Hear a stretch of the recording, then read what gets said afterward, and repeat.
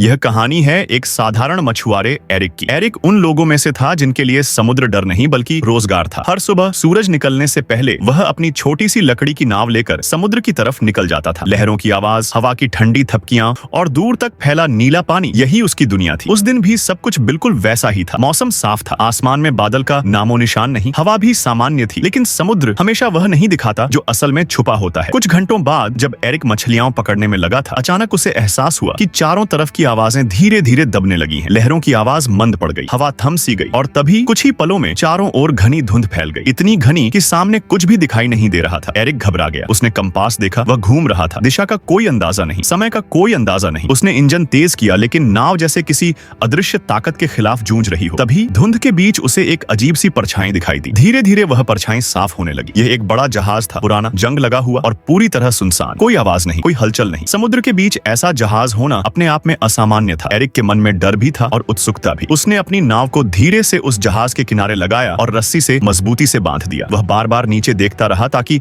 उसकी नाव ढीली न हो। फिर उसने जहाज पर कदम रखा। जैसे ही उसका पैर डेक पर पड़ा, उसके पूरे शरीर में सिहरन दौड़ गई। यह सन्नाटा सामान्य नहीं था। ऐसा लग रहा था जैसे जहाज सांस रोककर उसकी मौजूदगी को महसूस कर रहा हो। वह अंदर की ओर बढ़ा। हर कमरा अजीब तरह से साफ सुथरा था। खाना रखा हुआ था, मानो कोई अभी अभी उठकर गया हो। बर्तन धुले हुए, कपड़े तह किए हुए, लेकिन एक भी इंसान नहीं। यह देखकर एरिक का दिल तेजी से धड़कने लगा। उसने इंजन रूम की तरफ कदम बढ़ाए, इंजन को चालू करने की कोशिश की। कोई प्रतिक्रिया नहीं। रेडियो ऑन किया, सिर्फ शोर। उसने जोर से आवाज लगाई, कोई है क्या? उसकी आवाज खाली जहाज में गूंजकर उसी तक वापस आ गई। अब डर सीधे उसके सीने में उतर चुका था। वह वापस डेक की तरफ लौटा ताकि अपनी नाव से निकल जाए, लेकिन जैसे ही उसने नीचे झांका, उसका चेहरा सफेद पड़ गया। उसकी छोटी नाव वहां थी ही नहीं, जबकि उसने उसे अच्छी तरह बांधा था। उसी पल धुंध अचानक गायब हो गई। आसमान साफ, सूरज सिर के ऊपर, मानो कुछ हुआ ही न हो। समय दोपहर का हो चुका था। एरिक को समझ नहीं आया कि यह सब कितनी देर में हुआ। अब वह पूरी तरह उस रहस्यमयी जहाज पर फंस चुका था और उसे यह एहसास नहीं था कि यह तो सिर्फ शुरुआत थी। एरिक कुछ पल तक वहीं खड़ा रहा, नीचे खाली पानी को घूरता हुआ। उसका दिमाग बार बार एक ही बात दोहरा रहा था, नाव खुद से गायब नहीं हो सकती, लेकिन हकीकत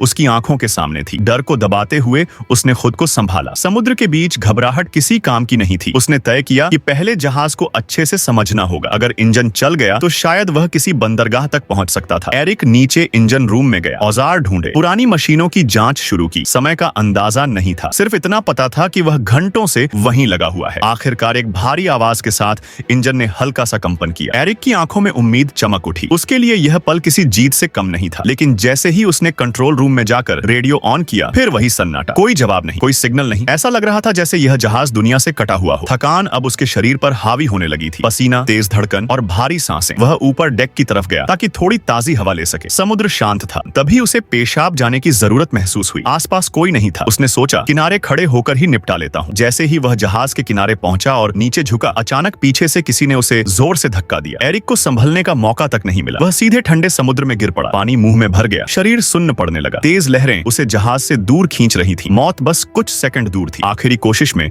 उसकी उंगलियां जहाज से लटकी एक रस्सी से टकराईं। उसने पूरी ताकत से पकड़ लिया। फेफड़ों में जलन, आंखों के सामने अंधेरा। किसी तरह वह खुद को ऊपर खींच पाया और जहाज पर गिर पड़ा। वह हाँफ रहा था, पूरा शरीर कांप रहा था। अब इसमें कोई शक नहीं बचा था, यह हादसा नहीं था, यह धक्का जानबूझकर दिया गया था। कुछ पल बाद वह खुद को संभालते हुए नीचे टॉयलेट की तरफ गया। अभी वह अंदर घुसा ही था कि अचानक धड़ाम, दरवाजा जोर से बंद हो गया। पहले उसे लगा शायद हवा का झोंका होगा। उसने हैंडल घुमाया, दरवाजा नहीं खुला। उसने जोर लगाया, फिर जोर लगाया, ताला अंदर से बंद था। उसके सीने में अजीब सी घबराहट फैल गई। उसने जेब से एक सिक्का निकाला और ताले में डालकर खोलने की कोशिश की। बेकार। अब एरिक को साफ एहसास हो गया था, इस जहाज पर वह अकेला नहीं है। कोई है जो उसे देख रहा है, सुन रहा है और उसके हर कदम पर नजर रखे हुए है। उसने डर के मारे चिल्लाकर कहा, जो भी हो कृपया दरवाजा खोल दो, मैं यहाँ से चला जाऊंगा। उसकी आवाज बंद कमरे में गूंजकर खुद उसी पर लौट आई। कोई जवाब नहीं। काफी देर बाद अचानक दरवाजा खुल गया। एरिक लड़खड़ाता हुआ बाहर निकला। वह सीधा केबिन की तरफ बढ़ा ताकि वहां से कोई रास्ता मिले, लेकिन केबिन के अंदर जो उसने देखा, उसकी रीढ़ में बर्फ दौड़ गई। फर्श पर खून के सूखे धब्बे, काफी पुराने लेकिन साफ दिखने वाले। अब उसका डर पूरी तरह यकीन में बदल चुका था। यह जहाज सामान्य नहीं था और यह उसे यहाँ से जाने देने वाला नहीं था। एरिक की नजर फर्श पर पड़े खून के सूखे धब्बों पर टिकी रह गई। ये धब्बे किसी हादसे के नहीं लगते थे। बहुत ज्यादा फैले हुए नहीं थे, लेकिन इतने थे कि साफ बता दें यहाँ कुछ भयानक हुआ था। उसका दिल जोर से धड़कने लगा। वह पीछे हटने ही वाला था कि अचानक पूरा जहाज कांप उठा। पहले हल्का झटका, फिर दूसरा और फिर लगातार तेज कंपन। एरिक संतुलन खो बैठा और दीवार का सहारा लेकर खड़ा हुआ। ऊपर से धातु के टकराने जैसी आवाजें आने लगी। ऐसा लग रहा था जैसे जहाज किसी भारी चीज से घिसट रहा हो। डर के मारे वह ऊपर की ओर दौड़ा। जैसे ही वह खिड़की तक पहुंचा